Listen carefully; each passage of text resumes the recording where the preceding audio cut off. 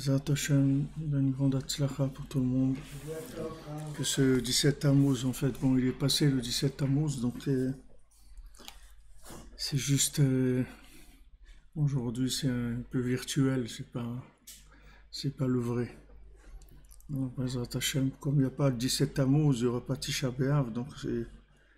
Bezat Hashem, on va être zoré, la Géoula. Donc c'est repoussé. L'Agmara dit quand il y a quelque chose qui est repoussé, alors ça disparaît. Donc, Bezat Hashem, il va y avoir que de bonnes nouvelles pour tout le monde. Beaucoup de bracha, d'atzlacha, de réussite, de refoua. Tout ce que vous avez besoin, Bezat Hashem, dans tous les domaines. Beikar, de kashrut, tout tzadikim, beikar, de tout. C'est le principal. Celui qui est attaché au tzadikim, il a trouvé tout ce qu'il y avait de meilleur dans le monde. Alors juste quelques petits réglages, on y va.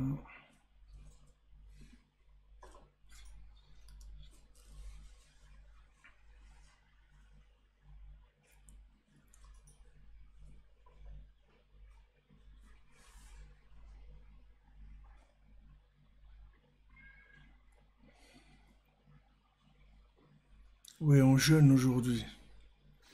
Mais c'est. Il y en a qui sont partis tout de suite. Mais. Chachamim, Izaru et Divrechem. Non, on jeûne, mais c'est de la simulation. C'est pas un vrai jeûne. On simule le jeûne. On jeûne, ouais.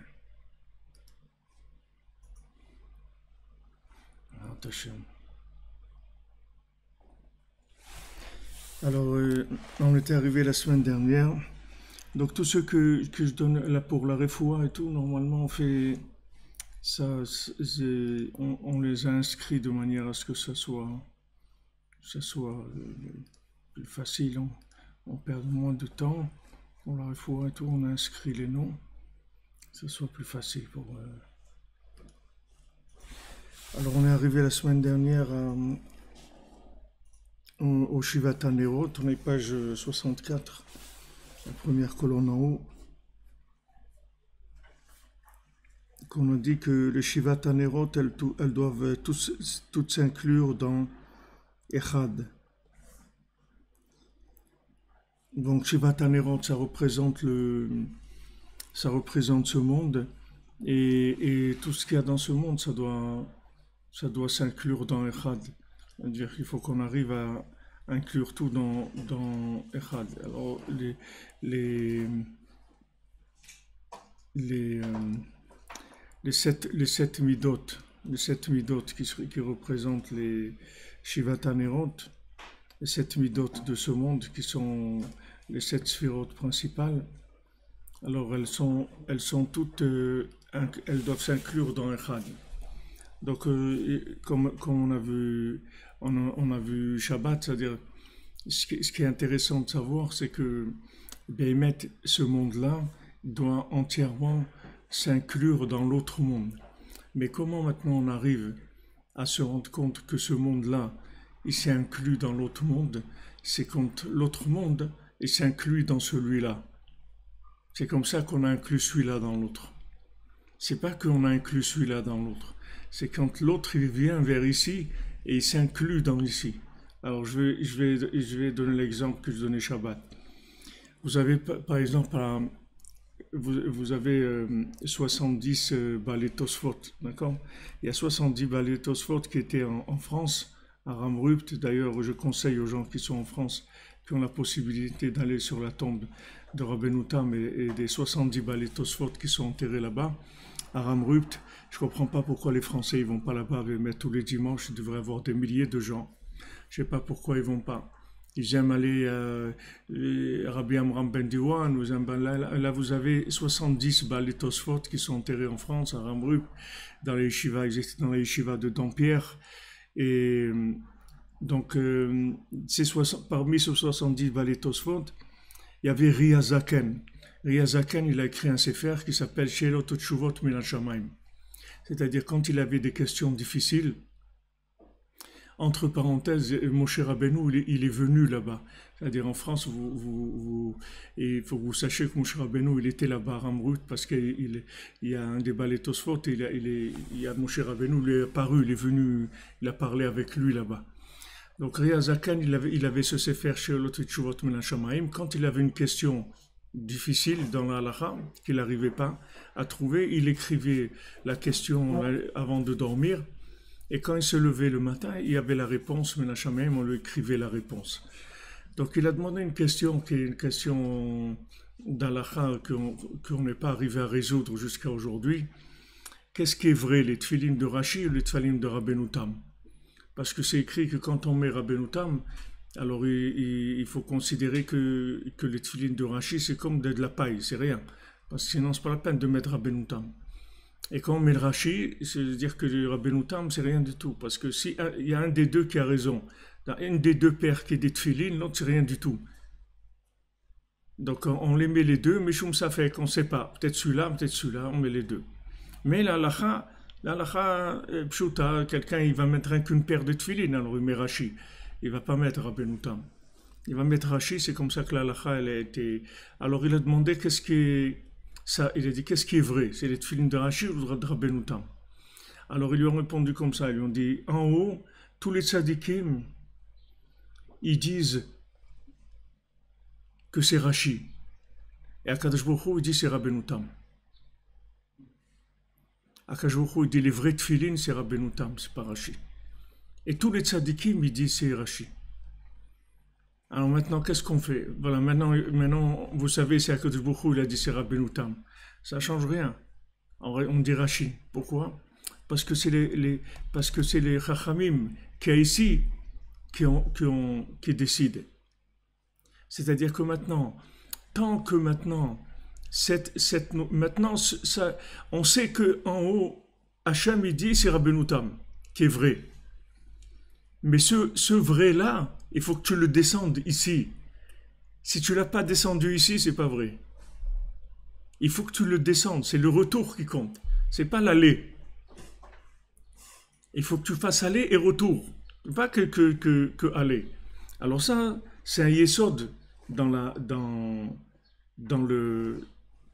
Avodat Hashem. Ça, c'est un klal dans Avodat Hashem.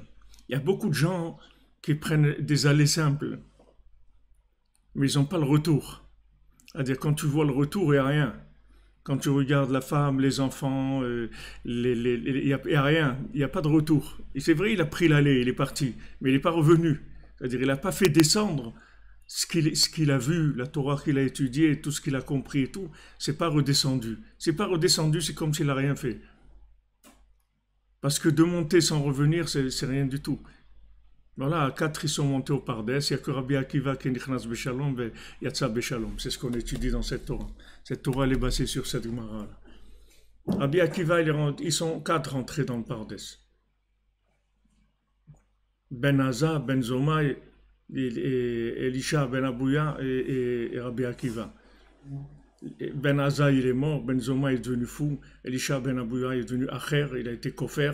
Le seul qui est rentré, qui est sorti Beshalom, c'est Rabbi Akiva.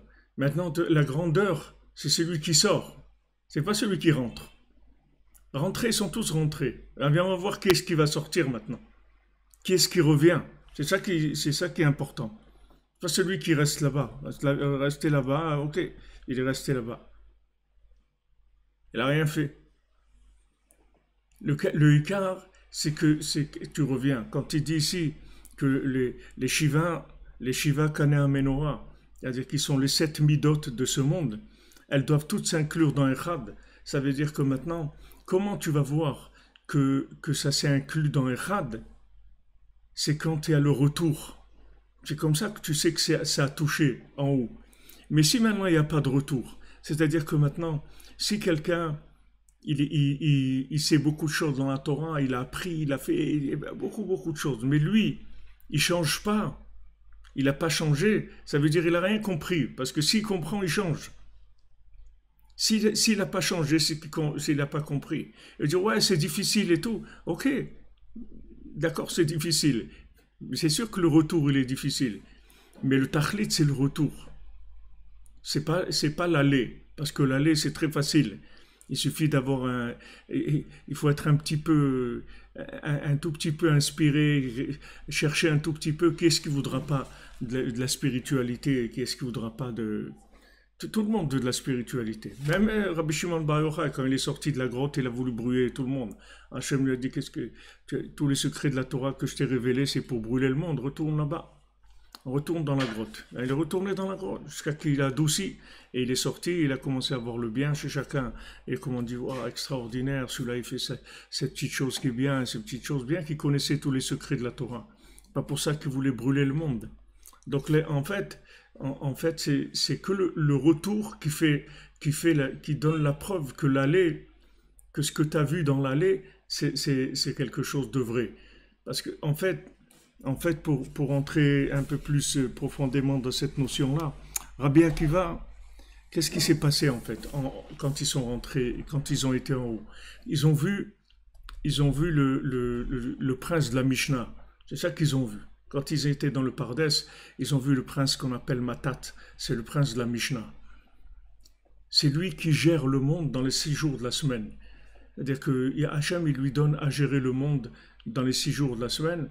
C'est quand Hachem il dit dans la Torah, Anisholeach malach lifnechem, lishmocha baderer, je t'envoie un ange devant toi pour te protéger sur le chemin. Mais Hachem il dit, t'amuse pas avec lui, parce que c'est pas moi. C'est-à-dire que lui, il est rigoureux, il n'est pas comme moi. Il avertit le Ham Israël. Alors cet ange Matat, quand ils ont vu cet ange-là, ils ont vu une telle puissance. Ils ont vu une telle puissance qu'ils ont dit c'est impossible. Impossible que cet ange-là, il n'ait pas une petite indépendance par rapport à Hachem. C'est impossible. C'est impossible qu'il n'ait pas un pouvoir en lui. C'est impossible qu'il soit entièrement dépendant d'Hachem. Et c'est ça qui les a détruits. C'est pour ça qu'un est devenu fou, l'autre il est mort, l'autre il est devenu Acher. Acher, ça vient de un autre. C'est-à-dire qu'au lieu de Echad, il a vu Acher. C'est-à-dire il dit il y a un autre, que Chazé Shalom, il a cru qu'il y a un autre pouvoir indépendant en haut qui gère les 6 jours de la semaine. Maintenant, dans ce qu'on est en train d'étudier, concrètement, qu'est-ce que ça veut dire? Ça veut dire que maintenant, dans la logique de ce monde, il y a une telle puissance, une telle force dans les analyses logiques que tu peux croire que c'est vrai la logique. Tu peux croire qu'il y a des choses qui fonctionnent de cause à effet. Tu peux croire ça. Parce que la logique, elle est tellement forte que tu peux te faire avoir. Tu peux dire, ouais, ouais, j'ai fait ça, ça marche, j'ai fait ça, ça a marché, tu vas faire ça, ça va marcher. Il n'y a rien qui marche tout seul ici. Rien. Rien. Même si tu fais quelque chose 1 milliard de fois et ça se répète, c'est parce que 1 milliard de fois, Hachem il a dit, voilà, ça va se répéter. Et si Hachem à un moment il veut que ça ne se répète pas, ça ne va pas se répéter. Tu jettes un objet par terre, il tombe. Ok? Alors maintenant, quelqu'un il va analyser ça, il va sortir la loi de la pesanteur. Ok, mais c'est parce qu'Hachem il veut. Donc toi, tu as établi une loi par rapport à un vouloir d'Hachem, toujours momentané. Maintenant, Hachem, il veut que quand tu jettes la chose, elle s'envole, au lieu de descendre, elle va s'envoler. À chaque fois qu'il y a quelque chose qui est soi-disant une loi naturelle, c'est pas une loi naturelle. C'est un vouloir d'Hachem qui s'est répété. C'est ça ce qui s'appelle Emunat Chidush HaOlam. Ça s'appelle dans le Lachon de Chachamim. Emunat Chidush HaOlam, ça veut dire que tu as la Emuna, que tout est renouvelé. Il n'y a rien d'automatique. Il n'y a personne qui se lève le matin parce que c'est automatique. Il y a des gens, le matin, ils ne se lèvent pas. Un matin, ils ne se lèvent pas, c'est tout. Pourquoi? Qu'est-ce qu'il y a eu? Ben, ce jour-là, Hachem, il a dit, tu as terminé, c'est tout. Il n'y a rien automatique.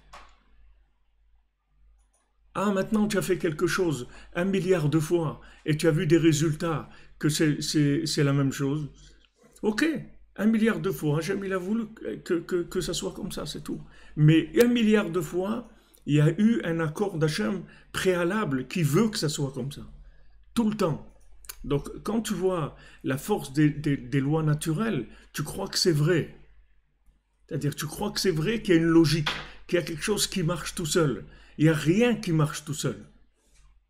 C'est ça le prince de la Mishnah. Les Shisha Sidrei Mishnah, c'est pour gérer les 6 jours de la semaine. Et lui, il a une force. La force, c'est quoi? C'est de croire qu'il a un pouvoir en soi. C'est-à-dire de croire que les lois naturelles, elles ont une force en elles-mêmes. Et la semaine dernière, je vous ai dit quelque chose de très simple, que maintenant, si Béhémet, c'était les médicaments, ils avaient la force de guérir, pas d'après les lois naturelles, alors normalement, toutes les personnes à qui tu donnerais ce médicament et qui ont cette maladie devraient guérir. Pourquoi il y en a qui guérissent, il y en a qui ne guérissent pas? Il y a deux personnes, elles ont la même maladie. Un, tu dis, ouais, le traitement, il a marché, l'autre, il n'a pas marché. Pourquoi? Pourquoi celui-là, ça marche, l'autre, ça ne marche pas? Parce que Hachem, il a dit, celui-là, il va guérir, et l'autre, non. C'est tout. Hachem, il a donné au médicament la force de guérir. Alors tu vas dire, bon alors, laisse tomber le médicament. Viens, on demande à Hachem de guérir. Non, non. Il faut que tu fasses descendre Hachem dans le médicament. Parce que si tu te passes de médicaments, et tu te passes de manger, et tu te passes de parnassa, et tu te passes de tout, alors mon ami, tu vas t'en aller de l'autre côté, parce que tu n'as rien à faire ici. Qu'est-ce que tu es en train de faire ici? Tu ne travailles pas, tu n'as pas de famille, tu manges pas, tu fais rien de ce monde. Donc tu ne révèles pas Hachem dans la matière. Qu'est-ce que tu fais? Tu es au chômage ici. Alors pour être au chômage ici, tu veux être au chômage en haut. C'est la même chose. C'est ce qu'on fait en haut, on ne fait rien. En haut, c'est de la contemplation, tu ne fais rien du tout. Alors tu veux te contempler ici. Ici, ce n'est pas un monde de contemplation, ici c'est un monde de travail. Ce n'est pas un monde de contemplation. Et quel est le travail d'ici? C'est que tu montes chercher très haut la parole d'Hachem et tu la descends très bas, là où tu es. Tu vas chercher dans la Torah, tu vas chercher Hachem, tu vas chercher la connexion avec Hachem. Et cette connexion, après, tu la descends dans tes actions. Tu vas changer. Tu vas changer ton regard, tu vas changer ta parole, tu vas changer ta façon de manger, tu vas changer ta façon de te comporter, tu vas changer ton argent, tu vas tout changer. Tu vas tout changer d'après ce que tu as vu en haut. C'est ça la shlemut. Mais si maintenant tu vois des choses en haut et tu restes pareil en bas, on n'a rien fait. Qu'est-ce qu'on a fait? Il n'y a pas eu de retour, donc il n'y a pas eu de révélation d'Hachem. Ad kedekar, que toujours, ça va tellement loin, que vous verrez toujours dans la halakha, c'est toujours en bas qu'on a raison, pas en haut. Même si quelqu'un y voit des choses vraies. Tu as une machloquette dans la Gemara de Tanour Shel Hachnai. C'est une discussion sur un certain four, s'il est Mekabel Touma ou pas, il peut devenir impur ou pas d'après le chiour qu'il a.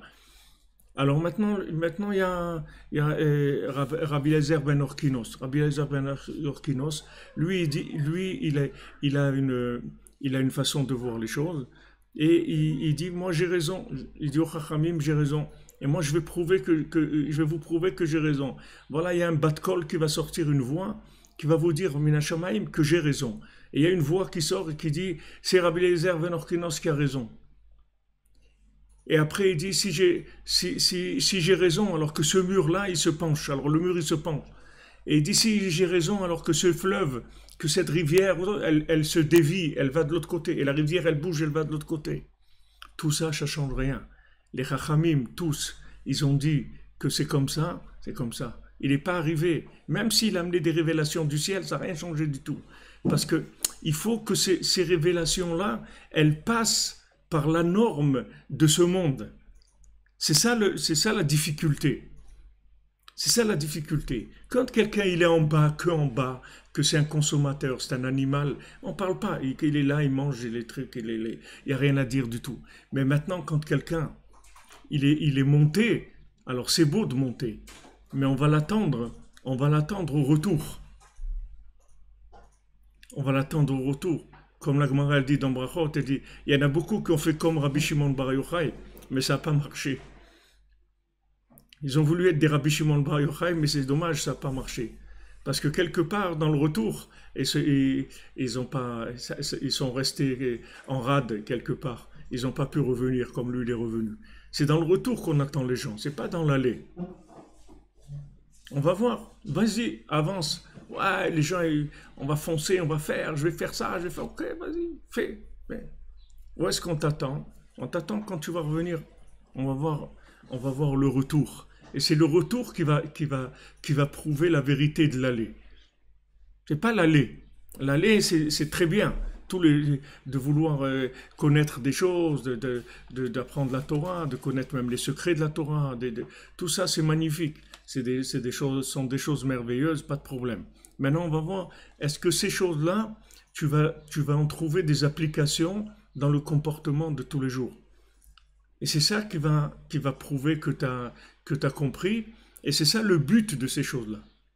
C'est ça le but de ces choses-là. Rabbi Nachman, il est monté très haut. Rabbi Nachman, il a découvert des enseignements de Torah que personne n'a jamais découvert. Ce que Rabbi Nachman, il a enseigné, personne n'a jamais enseigné ça. Les enseignements de Rabbi Nachman, il n'y a aucun tzaddik qui a enseigné ça. Jamais. C'est une Torah entièrement nouvelle. C'est une Torah qui n'a jamais une profondeur pareille. Mais il a dit, tout ce que j'ai appris, tout ce que j'ai découvert, c'est uniquement pour donner à quelqu'un un sentiment de repentir, pour que quelqu'un il fasse tchouva, c'est tout. C'est pas pour comprendre des choses. C'est pas pour découvrir des choses. À quoi ça a servi? Quelqu'un il a découvert, il a fait une découverte. À quoi elle sert ta découverte? Il y a une application, ça sert à soigner, ça sert à arranger le mode de vie, ça sert à quoi? Il dit non, j'ai découvert quelque chose, mais ça sert à rien. Mais alors, tu n'as rien découvert du tout. Tu n'as rien découvert. Qu'est-ce que tu as découvert? Non, mais j'ai découvert un truc complètement nouveau et tout. Mais à quoi ça sert ce que tu as découvert? Ça sert à quelque chose? Non. Alors, ça c'est rien, c'est tout. Elle dit, je vais vendre le brevet. Le brevet de quoi? Le brevet, c'est une application. Le brevet de découverte, c'est rien du tout. Ok, j'ai découvert des choses que quand tu fais telle chose, ça fait ça. Ok, alors à quoi ça sert ça? Ça sert à quelque chose? Non, ça sert à rien. Ok, alors ça sert à rien, c'est tout. Donc c'est rien découvert. Donc la Torah, c'est la même chose. Pourquoi les tzadikim, tous les jours, ils se fatiguent à essayer de trouver des nouvelles, des chidushim de Torah? C'est pas des chidushim de Torah, les chidushim de Torah, des nouvelles notions de Torah. Pourquoi on a besoin de chidushim? Quelqu'un trouve un chidouche, ouais, voilà, truc, balak, bilam, ça, ta. Non, ok, qu'est-ce que je fais avec ça? Ah ben voilà, c'est beau, non? Qu'est-ce que ça veut dire c'est beau? Je suis en train de visiter les musées du Louvre. Qu'est-ce que c'est beau? Qu'est-ce que j'ai besoin de voir des trucs qui sont beaux? Moi, je suis malade, j'ai besoin de me soigner. J'ai besoin de changer mon comportement. Donc j'ai besoin de chidushim. Rabbeinu dit, un chidouche, c'est quelque chose qui mechadesh le ben adam. C'est-à-dire, c'est qui renouvelle la personne. C'est ça un chidouche. Quelque chose de nouveau, ça renouvelle l'individu. J'ai appris quelque chose qui m'a changé, ça oui. Ça veut dire que ça vaut la peine. Mais j'ai appris quelque chose qui n'a rien changé. C'est comme j'étais visiter un endroit, je suis rentré chez moi, c'est tout. Ok, j'ai passé un bon moment, c'était sympa, il n'y a pas de problème. Magnifique, c'est beau, tout ce que tu veux. Mais est-ce que maintenant je suis arrivé à ramener ça vers moi, à créer un lien entre cette chose-là et moi? C'est ça le but de la Torah. Kim betorat Hashem chefzo, uptorato yomam valayla. C'est vrai qu'il cherche la Torah d'Hachem. Il cherche la Torah d'Hachem, toute la Torah, il veut étudier toute la Torah, c'est bien. Mais Torato, à lui, c'est-à-dire jour et nuit, qu'est-ce qu'il cherche? Il cherche comment il va s'imprégner de la Torah. Quel est son lien à lui personnel avec la Torah, de manière qu'à un moment, il lâche ses bêtises, il lâche sa folie. À un moment, il dit, ok, ça y est, j'arrête, j'ai compris, j'arrête, je fais plus de la shonara, je fais des trucs, j'arrête, ça y est, je fais plus de bêtises. Comment il est arrivé à ça? Parce qu'il a eu le retour. Mais s'il a que l'aller, il ne va pas changer. Il ne va pas changer. C'est pour ça que Yosef, il a traité ses frères de Meraglim, de touristes. Il a dit, vous êtes des touristes, vous, de la Torah. Il dit, comment nous, on est des touristes? On n'est pas des touristes. On est des gens sérieux. Il dit, non, vous êtes des touristes, vous êtes des visiteurs.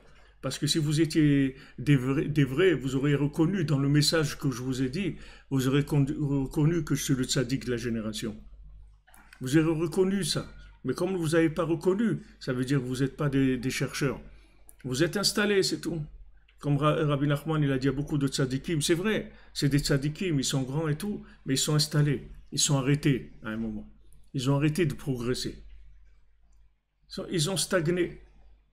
Les Meraglim, c'est pareil. Et c'est des grands tzadikim, tous les Meraglim. Des roches bénis Israël, des gens très grands. Mais à un moment, ils sont devenus des exploitants de ce qu'ils ont compris. Ils ont arrêté de progresser. Donc quand ils sont rentrés en Eretz Israël, ils n'ont pas pu supporter que Eretz Israël, elle est Ochelet Yoshver, que Eretz Israël, elle mange ses habitants. C'est-à-dire c'est une terre qui transforme l'individu. C'est une terre où tu ne vas pas dormir. Si tu veux dormir, il faut aller ailleurs. Il y avait une chanson comme ça, dans les neiges du Kilimandjaro, tu pourras dormir. Là-bas, tu vas dormir, là-bas, tu peux dormir tant que tu veux. Mais ici, tu ne peux pas dormir. En Eretz Israël, si tu as choisi de vivre ici, c'est pour qu'on te réveille en permanence. Parce que tu as peur que si tu habites dans un autre pays, dans le monde, tu vas t'endormir. Alors tu as dit non, j'ai peur, alors je vais aller dans un pays où on va me réveiller. Alors tu as choisi de vivre en Eretz Israël pour qu'on s'occupe de toi, qu'on te réveille. Mais ici, on ne dort pas. Il y a pas tu ne peux pas dormir. Parce que les yeux d'Hachem, ils sont là. Il y a une ashgacha pratique, il y a une présence divine, que tu la cherches ou que tu la cherches pas, ça ne change rien. Elle est imposée. Tandis qu'en Chutz-Laaretz, si tu la cherches, elle est là. Si tu la cherches pas, il se cache. Ici, Hachem, il se cache pas. Ici, Hachem, il est là. Donc maintenant, tu peux pas dormir ici. Et si tu as le retour, il est automatique. C'est-à-dire que ici, il y a une ashgacha pratique, c'est-à-dire que la présence divine, elle est sur le terrain tous les jours. Et il y a pas de, c'est pour ça qu'il n'y a pas de crédit en Israël. C'est-à-dire, il y a pas, d'abord dans les banques, il n'y a pas de crédit, mais il n'y a pas de crédit spirituel non plus. C'est-à-dire qu'ici, tu fais des bêtises, tu payes tout de suite. Il n'y a pas dans 6 mois ou dans un an. C'est direct. C'est-à-dire, il n'y a pas quelqu'un en Israël, il dort. Il y a écrit que personne il allait dormir avec des avérotes en Israël. Ce qu'il a fait dans la journée, il est débité. Il n'y a pas de, quand il va dormir, il dort tranquille. Parce que le débit, il est immédiat. Il n'y a pas de, on verra, il n'y a rien, on a tout vu déjà. Tu as choisi de vivre dans une terre qui est percutante. C'est pour ça que les gens, ils sont percutants. C'est pour ça que tu sens de la pression. C'est pour ça que tu sens des fois un manque de tact de la part de certaines personnes, des gens qui vont parler de façon un peu agressive ou des choses. Parce qu'il n'y a pas tout l'emballage qui est en dehors d'Eretz Israël. En dehors d'Eretz Israël, il y a beaucoup d'emballage. Des fois, 10 paquets, 20 paquets, 50 avant d'arriver à la chose. Ici, c'est direct, il n'y a rien qui est emballé. Il y a du direct. Tout est en direct. Et c'est pour ça que c'est difficile. Il y a des moments où c'est difficile. Tu aimerais qu'il y ait un peu des amortisseurs, que ça soit un peu souple, que c'est pas des coups. Mais c'est la terre. C'est-à-dire celui qui a choisi de vivre en Eretz Israël, il a choisi une vie idéale. Il a choisi l'idéal de ce monde. C'est-à-dire il a choisi de vivre en contact permanent avec Hachem. Qu'il le veuille ou qu'il ne le veuille pas. Qu'il soit en forme ou qu'il ne soit pas en forme, ça ne change rien. La terre, elle donne sans arrêt de la spiritualité. On ne peut pas échapper à ça. Que quelqu'un soit religieux, qu'il ne soit pas religieux, ça ne change rien du tout. Tout celui qui est là, il est en direct, tout le temps. Il n'y a pas un moment où on l'oublie, il est dans son coin, il va dormir tranquille et tout. On n'oublie personne. Et si tout le monde, sans arrêt, on le remet tout des ajustements sans arrêt, des réglages sans arrêt. Il n'y a pas de... Ça, c'est le principe du retour. Ça, c'est le principe du retour. C'est pour ça qu'on l'appelle le retour. Les gens, ils reviennent sur la terre. Parce que le principe de la tchouva, c'est ça. Qu'est-ce que c'est tchouva? Le mot tchouva, ça veut dire quoi? Ça veut dire tachouv he, c'est-à-dire tu reviens vers Hachem. Qu'est-ce que tu reviens vers Hachem? Ça veut dire que tu ramènes Hachem vers toi. Même si tu connaissais Hachem, même si tu croyais dans Dieu, mais tu ne l'as pas amené vers toi. Tu as fait ta vie sans lui. Même si tu crois en lui. Il y a beaucoup de gens qui croient dans Dieu, mais ils font des bêtises, ils n'ont pas de problème. Ils volent, ils mentent, ils font des bêtises. Tu leur dis, tu crois en Dieu? Tu dis, oui, bien sûr, je crois en Dieu. C'est sûr, je crois en Dieu. Il y a un Dieu dans le monde et tout. Elle dit, alors pourquoi tu... Elle dit, mais ça, c'est la vie, qu'est-ce que tu veux que je fasse et tout. Non, c'est pas... Parce qu'il croit en Dieu dans l'aller, mais il n'a pas le retour. Donc, il n'a pas le retour, il fait ce qu'il veut. Alors maintenant, quand on n'est plus avancé dans la Torah, alors il faut faire attention que Béhémet, Rabbi Nachman, il donne un conseil extraordinaire. Il dit, regarde, quand tu étudies la Torah, alors fais attention de prier après avoir étudié la Torah. Parce que c'est écrit que Kol mi shechokmato meruba mimaasav, chokmato mistaleket mimenu. Tout celui qui sait des choses et qui ne les applique pas, il ne sait rien du tout. Et à un moment, tu verras qu'il ne saura plus rien du tout. Il va oublier tout. Parce que la connaissance qui n'est pas appliquée, c'est une connaissance qui est momentanée. Ce n'est pas une connaissance qui va rester. La connaissance qui reste, c'est la connaissance dont tu as trouvé l'application. Ça, elle restera pour toujours. Ça, elle restera pour toujours.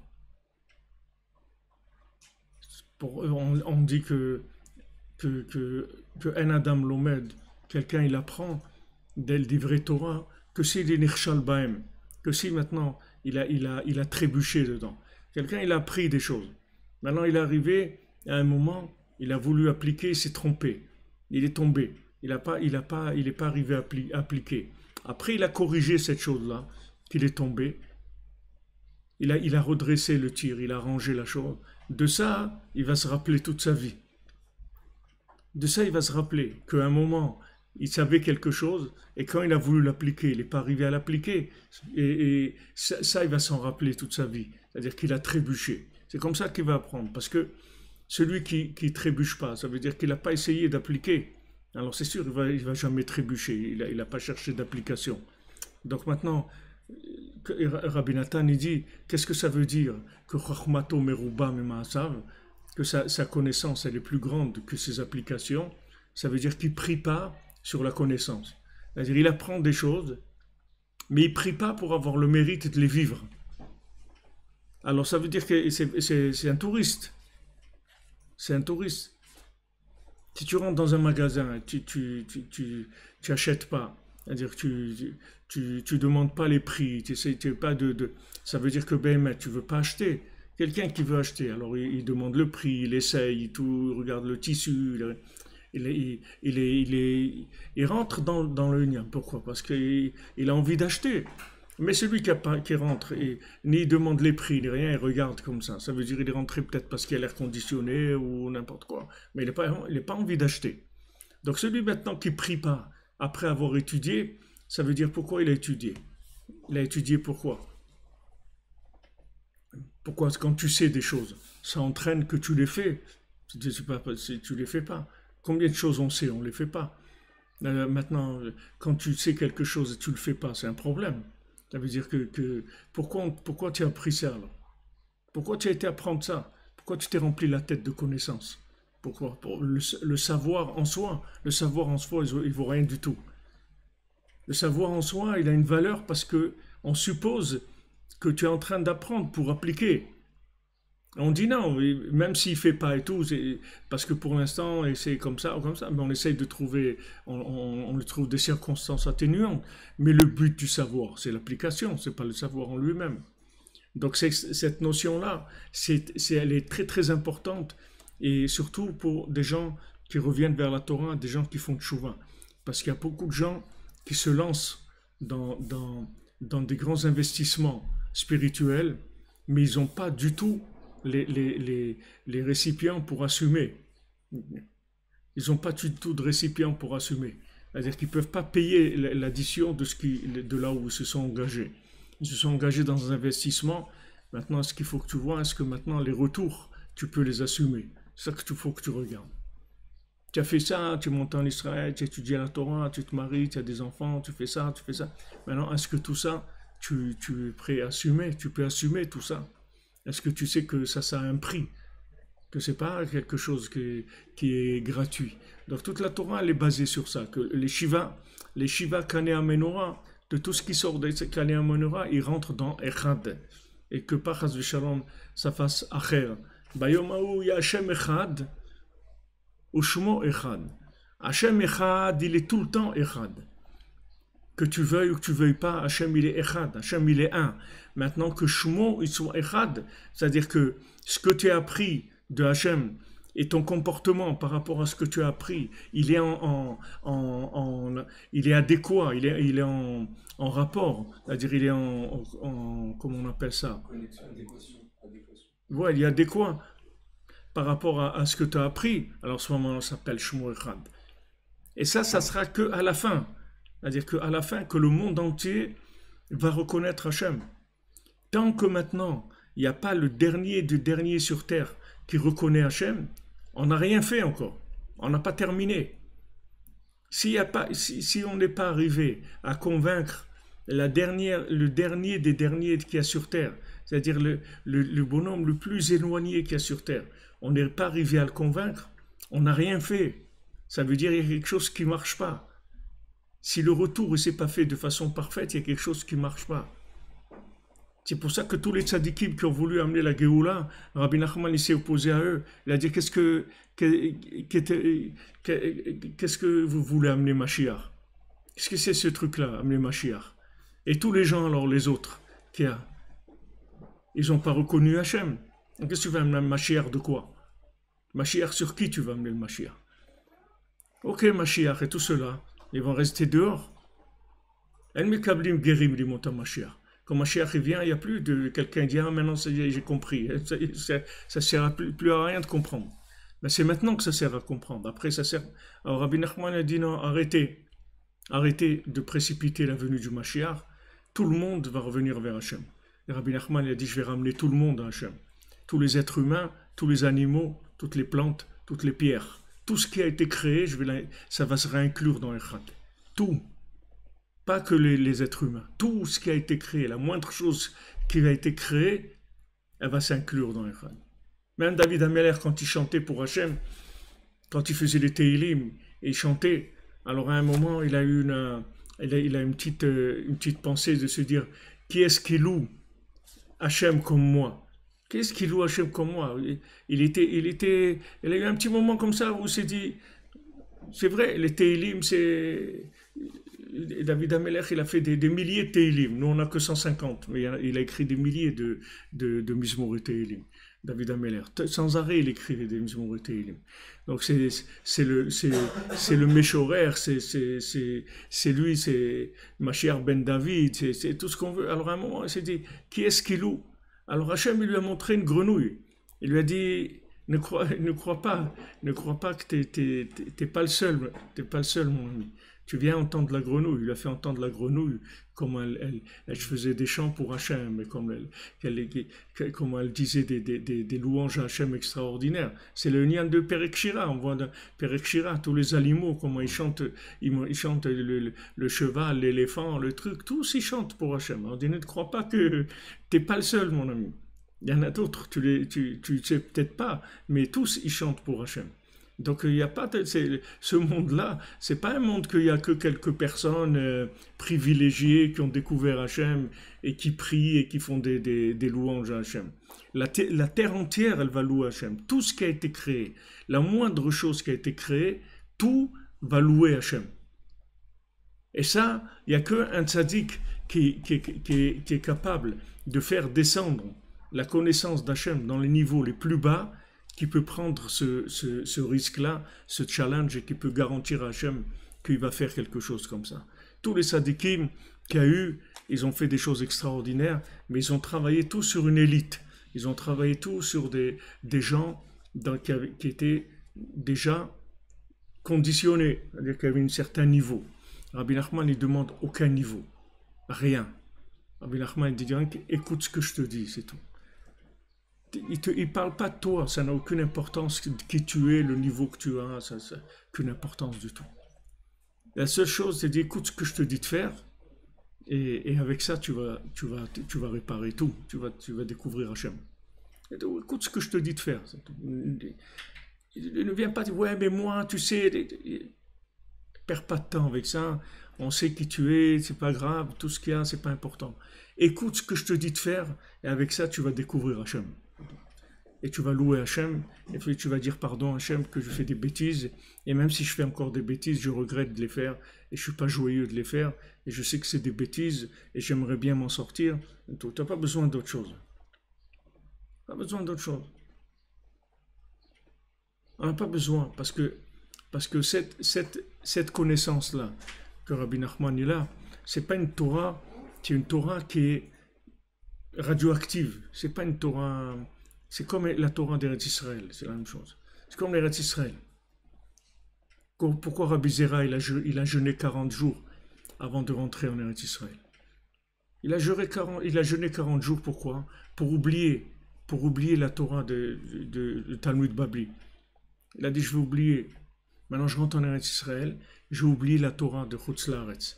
Pourquoi il voulait oublier la Torah de Chutz La'aretz? Qu'est-ce qu'il y a de mal dans la Torah de Chutz La'aretz? C'est une Torah avec beaucoup de logique, avec beaucoup d'analytique. Mais la Torah d'Eretz Israël, c'est pas une Torah d'analytique. C'est une Torah, la Chokhmah d'Eretz Israël, c'est une Chokhmah d'inspiration divine. C'est pas la même Torah du tout. Quand je vous ai lu Shabbat, dans Sipur Ma'asiyot, on a fait ça. Tu vois, le Rambam, à la fin de sa vie, quand il a découvert la Kabbalah, comment il a regretté tout ce qu'il a écrit comme philosophie, tout ce qu'il a écrit, le Guide des égarés, tout ce qu'il a écrit, il a regretté d'avoir écrit ça. Parce qu'il s'est dit, je savais pas, je savais pas qu'il y avait la Kabbalah. Il savait pas. Quand il a découvert la Kabbalah, il a vu que toutes les choses qui s'est trompé dans les analyses philosophiques, il ne serait pas trompé s'il avait eu ça. Parce que ça, c'est des révélations, des révélations d'en haut qui te guident. Tu peux pas te tromper. Tu peux pas te tromper. La Kabbalah, elle te dit, voilà, c'est comme ça, comme ça, comme ça. Ça y est, les choses, elles sont réglées. Tu peux pas partir dans... Tandis que quand tu commences à rentrer dans des analyses théologiques, avec de la logique, tu peux te tromper complètement. Tu peux te tromper complètement, partir dans des trucs complètement à côté. Parce que c'est des raisonnements, c'est tout. Les raisonnements, c'est des raisonnements. Un amène l'autre, un amène l'autre. Et à un moment, ça déraille, tu ne te rends même pas compte. Mais la Kabbalah, elle te tient. C'est-à-dire que tu ne peux pas dérailler. C'est-à-dire que quand tu raisonnes dans la logique et que tu as la Kabbalah, elle te tient. Tu ne vas pas aller dans des choses qui sont fausses. Alors la révélation de la Kabbalah, ça a été, en fait, dès que la Kabbalah elle est venue dans le monde, dès que Rabbi Shimon, il a révélé le Zohar, ça y est, c'est le début de la fin. C'est-à-dire c'est le tikkun du monde. Une fois que ça a été révélé, ça veut dire plus personne ne va se tromper dans la Torah. Parce qu'il y a une révélation de la Torah d'en haut, comme elle est, et automatiquement, quand tu es en bas, tu vois ce qui se passe en haut. Donc il n'y a pas d'erreur possible. Les choses, elles vont se mettre en place comme il faut. Alors Rabbi Nachman, il a enseigné, il a fait des enseignements, il a donné des enseignements qui agissent sur la personne, comme la Torah d'Eretz Israël. Donc quand Rabbi Zera est jeune, il veut oublier cette Torah de logique, il veut entrer dans une Torah qui est entièrement connectée en haut, pas une Torah qui est analytique. Il veut une Torah qui est toujours branchée et inspirée d'en haut, pas uniquement de la logique. Il veut qu'il y ait une inspiration d'en haut. Comme Rabbi Nathan, quand Rabbi Nathan il est arrivé chez Rabbi Nachman, alors il a dit, voilà, tout ce que je sais jusqu'à maintenant, j'oublie tout, je mets tout de côté, c'est fini. Maintenant ce qu'il va me dire, c'est ça ma Torah maintenant, c'est tout ce qu'il va me dire. Il a mis tout de côté, tout ce qu'il savait, toutes les conclusions, toutes les compréhensions, toutes les analyses qu'il a eues de la Torah, tout ça il a mis de côté. Il a dit maintenant, voilà, je vais me construire avec ce qu'il va me dire. Parce qu'il savait que cette Torah-là, elle allait le changer. Parce que pour l'instant, même que c'était un grand Talmid Chacham, et que c'était un Dayan, et que c'était tout ce qu'on veut, il était à un niveau de Torah très élevé, malgré ça, il avait un manque. Il avait un manque tout le temps. Il lui manquait quelque chose. Ce qui lui manquait, c'était la connexion avec Hachem. Même qu'il savait des choses. Il savait beaucoup de choses, mais il lui manquait cette connexion-là. Donc quand il a connu Rabbi Nachman, il a vu tout de suite que Rabbi Nachman, il avait la clé de la connexion. Il avait cette clé de la connexion. Donc dès qu'il a vu Rabbi Nachman, il a dit, moi je laisse tout, moi c'est ça que je veux. Moi je veux la Torah qui amène à ça. C'est ça que je veux. Moi, je veux la Torah qui donne la crainte, l'amour d'Hachem en permanence. Je veux pas une Torah que je peux faire des bêtises et en même temps être dans la Torah. Je veux pas. Je veux une Torah où je suis shalem avec HaKadosh Baruch Hu. Je suis parfait, je suis complet, je suis en accord, en harmonie totale avec Hachem. C'est ça que je veux. Je veux arriver à ça. Donc cet enseignement, il va amener à ça. Alors on était arrivé là la semaine dernière. C'est pas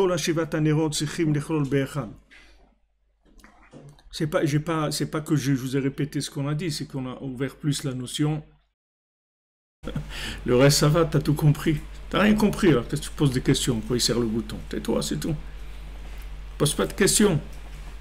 Reste tranquille. Ne pose pas de questions.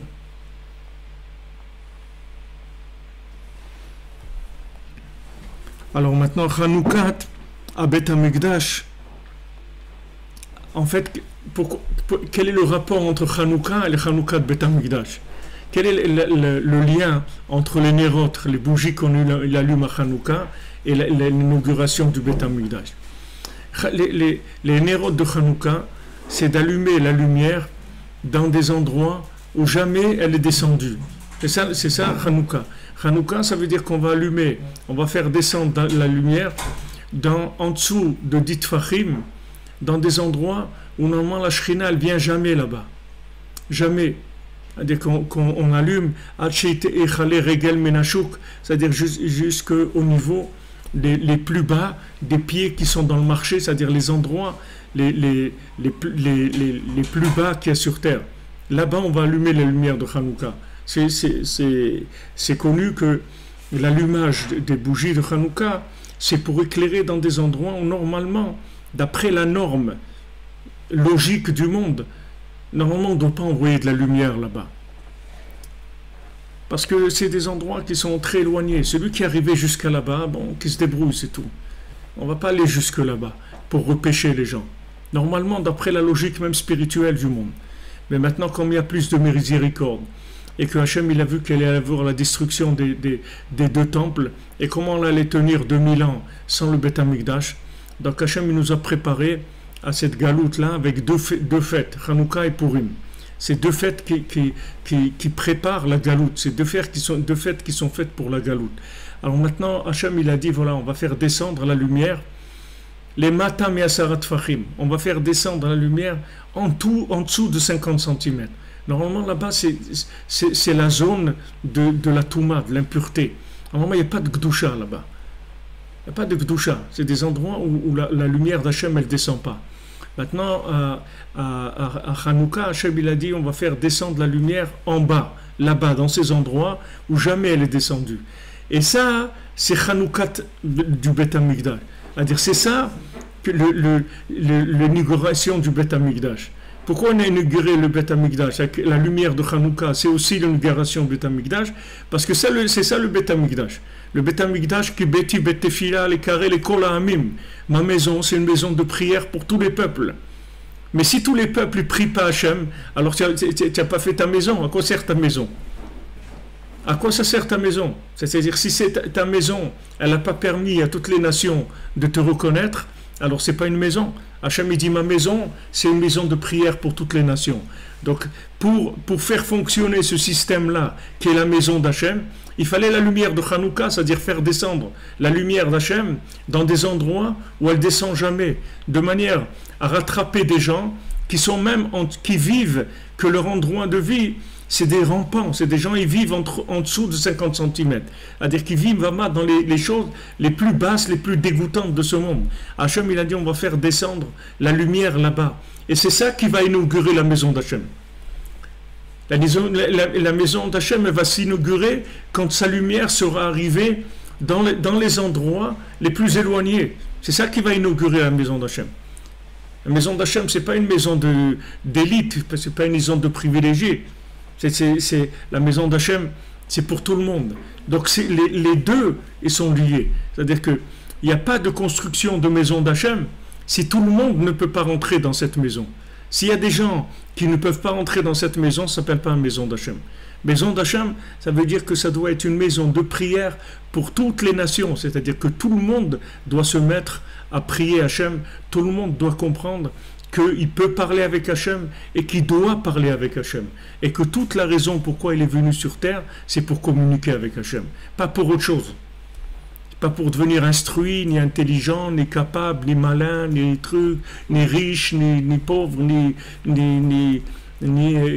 jouer au football. C'est pas pour ça qu'il est venu ici. Il est venu ici pour une seule chose, pour communiquer avec Dieu. Et communiquer avec Dieu dans ces moments les plus difficiles qu'il a. Pas que dans les moments de réussite. Dans les moments les plus difficiles de sa vie, les moments les plus bas, les moments où c'est dur, les moments où il est amer, les moments où il est révolté parce qu'il a envie de tout envoyer, comme on dit, balader, parce que c'est tellement dur qu'il n'arrive pas. Dans ces moments-là, il doit parler avec Hachem. Parce que ça, c'est les meilleurs moments de communication avec Hachem. Il n'y a rien qui prouve la reconnaissance d'Hachem plus que quand quelqu'un il se trouve dans des moments extrêmement difficiles et qui ne lâche pas la communication avec Hachem. Qui dit Hachem, je sais que c'est toi, c'est toi qui veux ça. Je sais que c'est toi qui veux que je passe par là. Et même que c'est dur pour moi, je sais que tu es là, que tu es avec moi. Loïrara Keata il m'a dit, j'ai pas peur du mal, parce que je sais que tu es avec moi. Même si je me trouve loin, très loin, même si je suis tombé très bas, là-bas aussi je parle avec toi. Parce que je ne veux pas lâcher la connexion avec toi. Ça, c'est le but de la création du monde. Et plus l'endroit il est bas, et que la personne elle garde la connexion, et plus c'est l'honneur d'Hachem. L'honneur d'Hachem, il se manifeste par la reconnaissance des gens qui sont le plus éloignés, pas ceux qui sont proches. Ceux qui sont proches, c'est normal qu'ils reconnaissent Hachem. S'ils sont proches, ils ne reconnaissent pas Hachem, alors ça ne s'appelle pas qu'ils sont proches.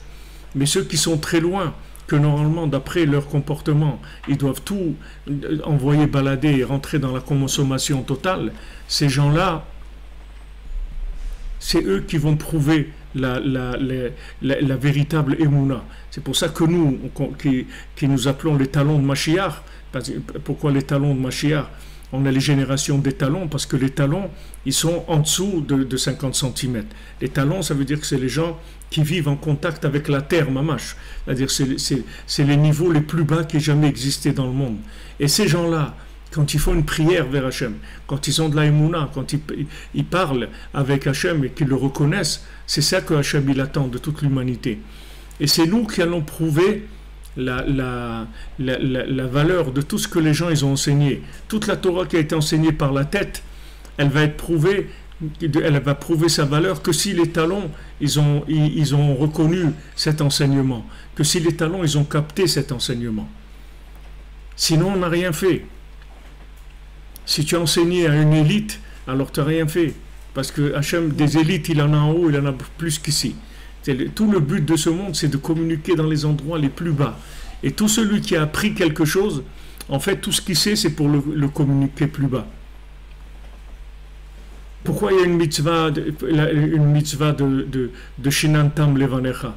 Pourquoi il y a une mitzvah Midoraita d'enseigner à tes enfants la Torah? Pourquoi? Chacun il a qu'à faire sa vie. Ok, je vais lui apprendre, comme quelqu'un il apprend un métier à son fils, je vais lui apprendre la Torah pour qu'il soit dans la Torah, c'est tout. Non, c'est une mitzvah tassé midoraita.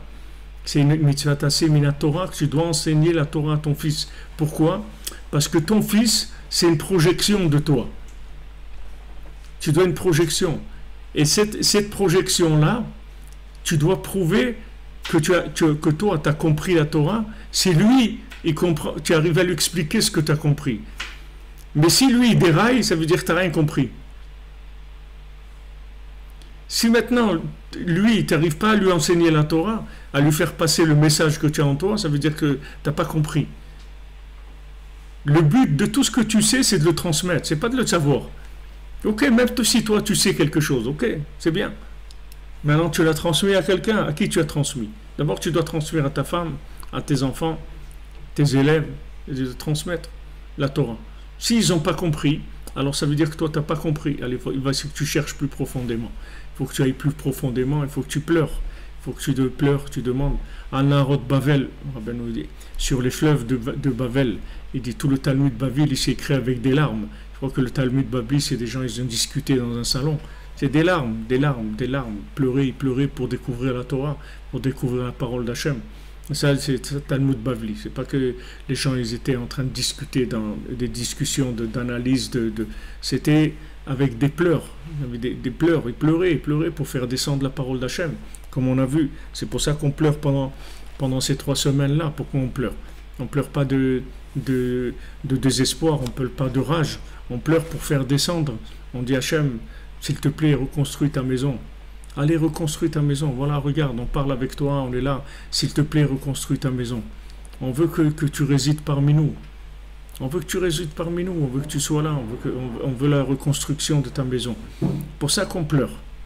Parce que ces larmes, elles ont la possibilité de transformer le monde. Quand tu pleures, tu peux faire descendre la parole d'Hachem dans des endroits très très éloignés. Puisque toutes les portes du ciel, on dit, même si elles sont fermées, les portes des larmes, elles ne sont jamais fermées. Quand il y a des larmes, toutes les portes du ciel, elles sont ouvertes. Pourquoi on veut ouvrir toutes les portes du ciel? Pour qu'il y ait de la miséricorde sur n'importe qui sur terre qui puisse comprendre qu'il y a Hachem. Même le bonhomme qui est le plus dans l'addiction des choses les pires de ce monde-là, qui n'arrive pas à se retenir de rien, qui fait que consommer, qui est comme un fou dans tout, dès qu'il voit quelque chose, il tombe dedans, etc. Même celui-là, on veut qu'il reconnaisse Hachem. Et pour que celui-là reconnaisse Hachem, il faut pleurer. Parce que quand on va pleurer, on va ouvrir la miséricorde.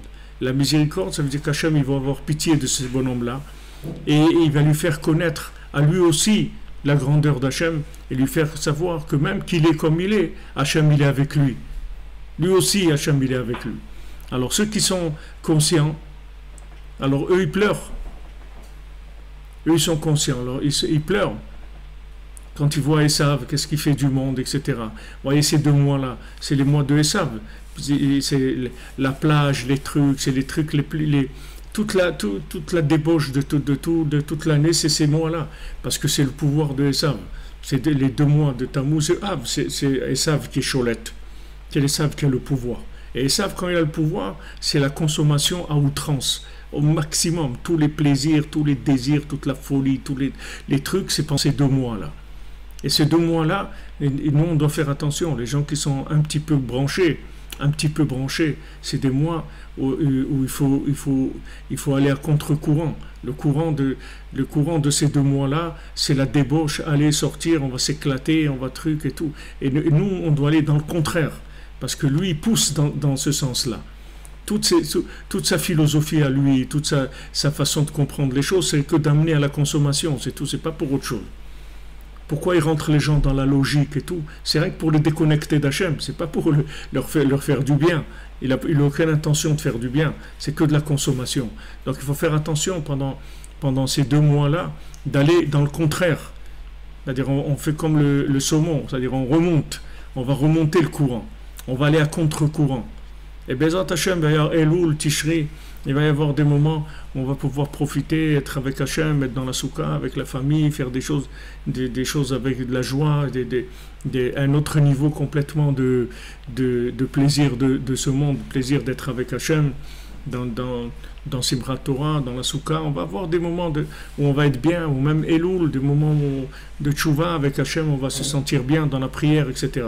Mais ces 2 mois-là, c'est des mois de pouvoir de Esav. Donc il faut faire attention que c'est lui qui domine.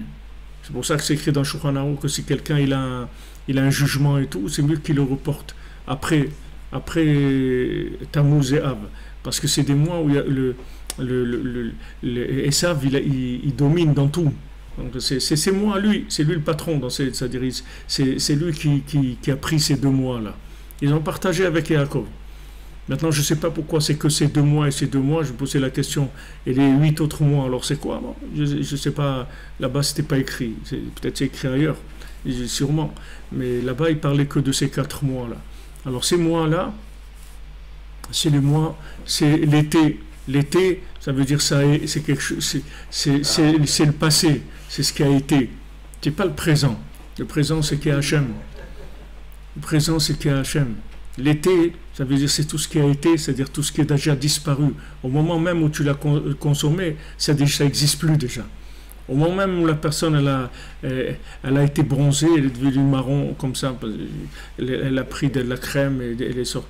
Tous les gens ils viennent, ils se présentent tout marron comme ça. Il dit mais tu es marron, qu'est-ce qu'il y a de bien là-dedans? Je veux dire que c'est comme ça, et ça il a poussé les gens il leur a donné des critères de soi-disant de beauté ou des trucs comme ça qui ont rien à voir avec la vérité, mais c'est son moment de consommation. C'est le moment où il pousse à la consommation, donc c'est des moments où il faut résister, il faut faire attention. C'est sûr que c'est pas facile, parce qu'il y a des familles, il y a des enfants, c'est pas facile, c'est une atmosphère mondiale, c'est pas c'est un ou deux ou trois, c'est que tout le monde pousse, les médias ils poussent les trucs, même tous les présidents ils prennent leurs vacances, tous les trucs, c'est quelque chose qui est poussé, les systèmes ils poussent à fond là-dedans. Donc c'est pas facile, parce que les gens ils se retrouvent avec des enfants à la maison, ils sont en vacances, et ils n'ont rien à faire, il faut les occuper et tout, c'est très très difficile, c'est des mois de lutte. C'est un match très très difficile, c'est du Messirut Nefesh, c'est-à-dire c'est un match du don de soi, très fort. Pour les religieux aussi, les écoles s'arrêtent. Mais c'est de ça que je parle, Bika. De quoi je parle? Non, je ne peux pas pour ceux qui ne pas forcément dans le monde. C'est Bika pour nous, qu'est-ce qui nous concerne, c'est ça. C'est Ben Azmanim là, qu'est-ce que c'est Ben Azmanim? Il y a des choses qui sont Ben Azmanim, pourquoi le temps il s'arrête? Entre les temps. Quel temps? Le temps, il ne s'arrête pas. La montre, elle ne s'arrête jamais. C'est-à-dire, on s'arrête. On ne s'arrête pas. Bon, Hachem, il y a beaucoup d'écoles, il n'y a pas ici, ça s'arrête. Ça ne s'arrête pas. Il y a des systèmes où ça s'arrête. Mais ici, ça ne s'arrête pas. Il n'y a pas de vacances. Ça ne s'arrête jamais. Ça s'arrête pour les fêtes. De Rosh Hashanah, Yom Kippour, Sukkot, Pessah, Hanouka. Mais pas les vacances. Maintenant, il n'y a pas de vacances. Les enfants, ils vont à l'école, les écoles, elles ne s'arrêtent pas. Parce qu'ils savent que c'est des moments qui sont très difficiles. Si tu fais pas ce qu'il y a à faire, c'est des moments où les gens s'abîment énormément. Parce qu'il y a une emprise de Esav. Ce n'est pas de leur faute. C'est pas de leur faute. Mais quand tu le sais, il faut que tu protèges. Tu dois faire attention.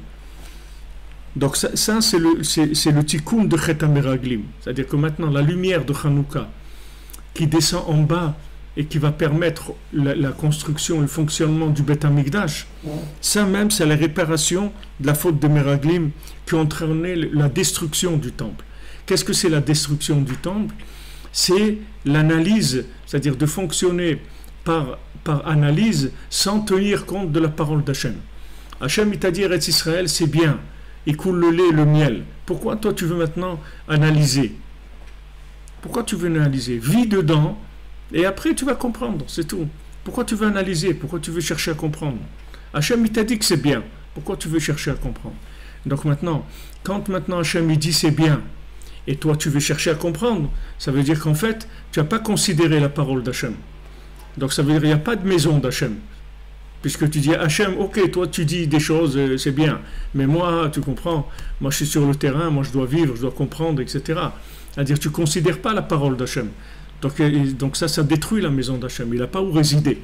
Tu ne te fais pas résider dans ta vie, puisque tu veux vivre dans la logique. Tu ne veux pas vivre en connexion. Tu ne veux pas vivre avec la prière. Tu ne veux pas vivre avec la émouna. Tu veux vivre avec ta logique. Donc la logique, ça veut dire que tu chasses Hachem de ta vie. Tu le sors de ta vie. Donc ça détruit le temple. Donc les Meraglim, ils ont entraîné la destruction du temple. Et pourquoi le temple n'est pas reconstruit? Parce qu'on est encore dans des systèmes de logique. C'est pour ça que le temple n'est pas reconstruit. Le jour où on laissera tomber la logique et on rentrera dans la Emouna, le temple il va se reconstruire tout de suite. Hachem il va reconstruire le temple tout de suite. Pour ça, c'est pendant ces semaines-là, jusqu'à Tisha B'Av, c'est des moments de réparation extraordinaire de la logique. C'est-à-dire c'est des moments où on peut vraiment se débarrasser de la logique. C'est des périodes qui sont faites pour ça. Pour demander à Hachem, réside s'il te plaît. Réside, viens, montre-toi qu'on arrête de se débrouiller tout seul, qu'on arrête de se casser, de se prendre la tête avec tous les problèmes, essayer de résoudre tout avec nos analyses, etc. Viens, prends place prend part à notre vie, prend place dans notre vie de façon qu'on en soit conscient, que ça soit évident pour nous. C'est ça qu'on répare pendant ces semaines-là. Et d'un autre côté, Esav, lui, il attaque complètement là-dedans. Il attaque complètement, c'est-à-dire que lui, c'est le moment où il va essayer d'attaquer par les plaisirs et tout qui sont le résultat de la logique, c'est-à-dire de la consommation. Que quelqu'un il a besoin de vacances, et il faut qu'il profite, et il travaille dur toute l'année, maintenant il faut qu'il s'éclate, qu'il truc, etc. Tout ça, c'est la logique de Esav. Tout ça, c'est la logique de Esav. Celui qui est avec Hachem, celui qui est dans la prière, il n'a pas besoin de vacances, parce que Béhémet, il est en vacances toute l'année. Toute l'année, il est en vacances, parce qu'il n'est pas sous pression. Pourquoi quelqu'un a besoin de vacances? Parce qu'il vit sous pression, il veut la pression de la logique. Mais celui qui vit avec la Emouna, il n'a pas de pression. Quand il comprend, c'est bien. Et qu'il ne comprend pas, c'est bien aussi. Il n'a pas de problème. Il ne prend pas de la pression quand il ne comprend pas. Il ne dit pas, ouais, mais pourquoi il me dit ça? Pourquoi il me dit ça? Pourquoi c'est comme ça? Il n'a pas de question, il n'a pas de pression. Ça marche, c'est bien. Ça ne marche pas, c'est bien aussi. Il dit, quand ça marche, c'est très bien, merci mon Dieu. Et quand ça ne marche pas, je sais que c'est toi qui veux ça. Pourquoi tu veux ça? Je ne sais pas. Mais c'est toi qui veux ça. Donc il n'a pas cette pression-là. Donc il n'a pas besoin de vacances. Les gens ils disent, j'ai besoin de décompresser. Il n'a pas besoin de décompresser, il n'a pas de pression. Il vit en vacances tout le temps. Ce n'est pas qu'il se prive des vacances. C'est qu'il il travaille jamais. Il n'est jamais en pression. Il est toujours, que ça marche pas, ça change rien pour lui. Il sait que c'est la volonté d'Hachem, donc il n'y a aucune différence.